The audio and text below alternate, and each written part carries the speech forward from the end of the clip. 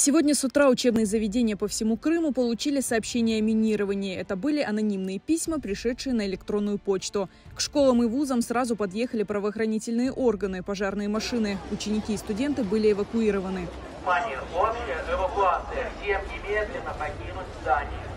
Общая эвакуация. Всем немедленно покинуть здание. 10 часов, около того, резко. Даже не голос самой вот этой вот сигнализации, просто сказали, что нужно выходить, что это не учебная тревога.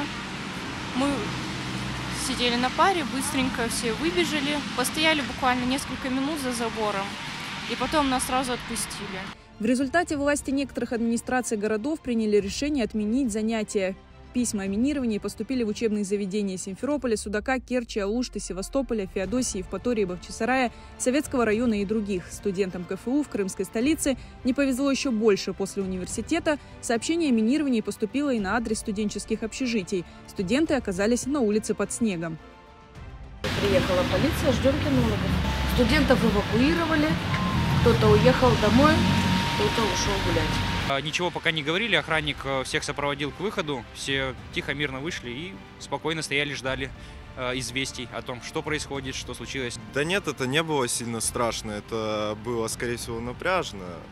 Да и, в принципе, нас наконец-то выгнали на улицу погулять.